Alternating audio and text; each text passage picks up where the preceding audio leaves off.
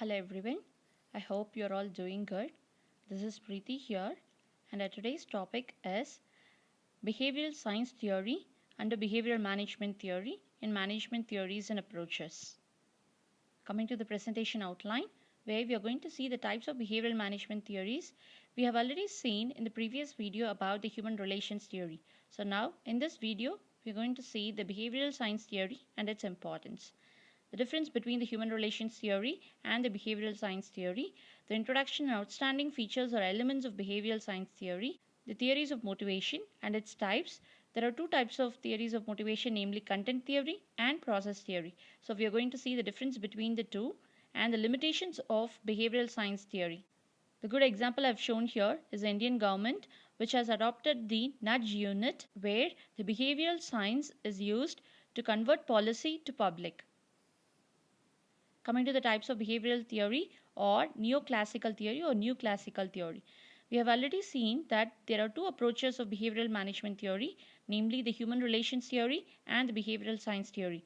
The human relations theory, which is explained by Hawthorne experiment by Elton Mayo, considers organization as a social system where the people or the employees will have their own feelings, sentiments, and attitudes, and the employees were given special attention.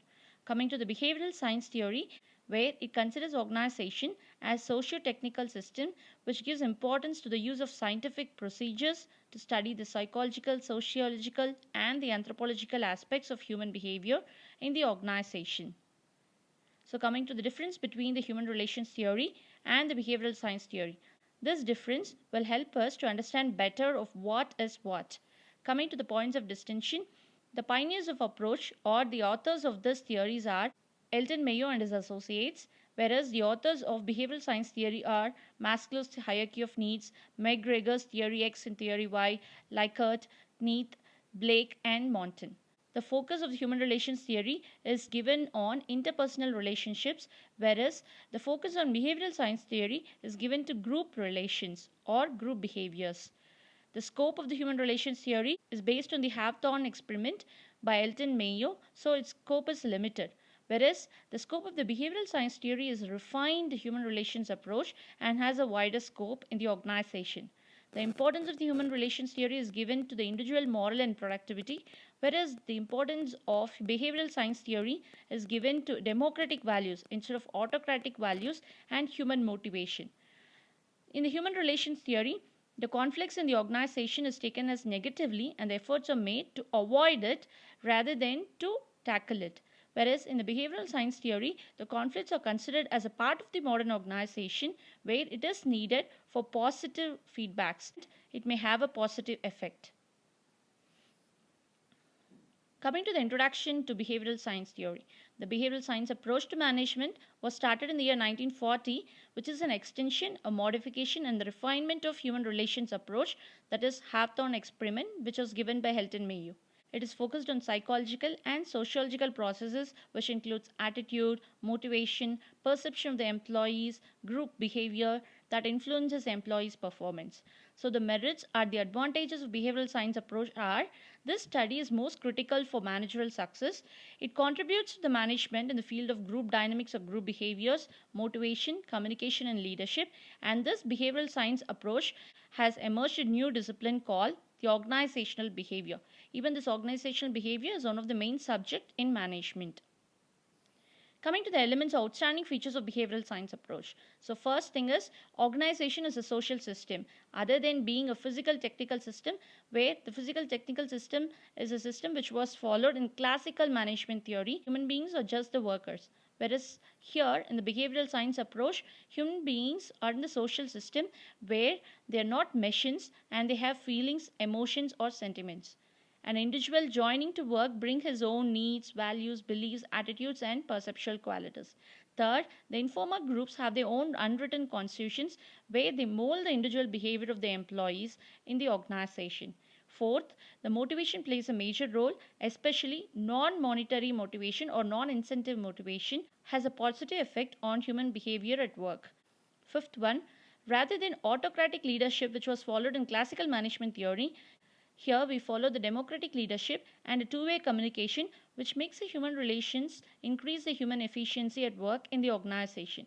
And last, involvement of workers while making decisions, that is having a brainstorming session and just including the ideas of all the employees and extracting the positive advantage out of the conflicts which was happening inside the organization adds value to the organization. So these were the elements or outstanding features of behavioral science approach, and that is why behavioral science approach plays a major role in all the organizations and even in the government. Coming to the theories of motivation, there are certain theories of motivation. Here there are two types, namely content theories of motivation and process theories of motivation. The content theory of motivations are the set of needs which they pursue. That is what motivates or what factor motivates the employee. Whereas the process theories of motivation assumes individuals select their goals and choose how to get them by a process of calculation. So how does it motivate? That is what process theories of motivation is. So under content theories, here I have mentioned five theories, namely Maslow's hierarchy of needs, namely physiological needs, social needs, security needs, etc.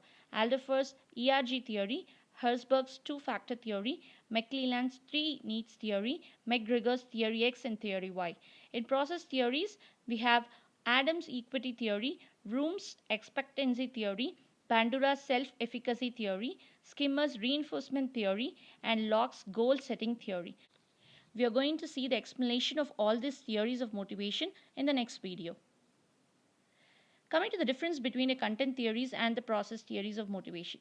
So content theory is also called as needs theory and the process theory is also called as cognitive theory.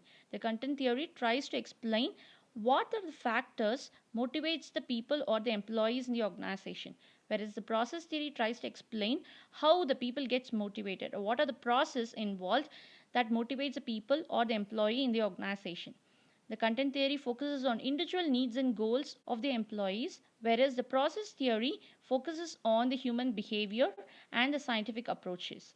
The content theory explains on the reasons for changing the human needs frequently, whereas the process theory explains on the psychological processes which affects the motivation with regard to the expectations of the employees and the perceptions of equity in the organization. So this is the main difference between the content theory and the process theory of motivation.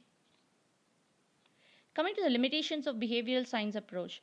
The behavioral science approach has unpredictability because it doesn't follow any techniques in evaluating the human behavior. Second, here the findings are not universally applicable because the different enterprises or the organizations operate in different social, religious and cultural backgrounds. And the third, it has overemphasis on behavioral aspect. We know in an organization or a management or a business, there are many important aspects to be considered. Here, this behavioral science approach gives main importance to the human relations or the special attention to the humans or the employees. So this overemphasis on behavioral aspect is one big minus of behavioral science approach. Coming to the interesting fact where I've added the practical example of how the Indian government has adopted the behavioral science from policy to public. We know that NITE Aayog, which is National Institutes for Transforming India, is looking to hire behavioral economists for nudge unit to understand the behavioral changes to make more effective policies and programs in India, especially in the health and the educational sectors. Actually, in 2016, they tried to establish the behavioral science unit, but it is not materialized. But in the 2019, the nudge unit will work closely with the state governments and the departments like health and education departments and recommend for policy corrections. The main idea of this unit is to change the people's mindset by steering them towards the desirable behavior, that is by making awareness among the people about the health or the education while preserving their liberty to choose. A good example I can add here is solving the problem of railway deaths, which is happening all over India while crossing the track. So to overcome this problem, they fictionalize the pictures of people running across the track, which leads to death. So because of this awareness, nearly 20 to 75% of the deaths were avoided. Second is building toilets versus using toilets. Under our PM Modi's plan, there is number of toilets which were built for rural areas, and they also created an awareness by creating ads and SMS saying that the toilets using the toilets are very important as it just prevents from many diseases. So one more example is small monetary incentives that brings a bigger change in the society. Example, the immunization rates almost doubled when the parents are offered half kg of lentils in Rajasthan for each immunization of the child. So these were some of the practical examples where the Indian government has adopted the behavioral science approach, which converts a policy to public awareness and benefits the country. I hope you like this video. For more videos, keep watching this channel, UGC NET MBA aspirants. Please like, share and comment on this video. Thank you.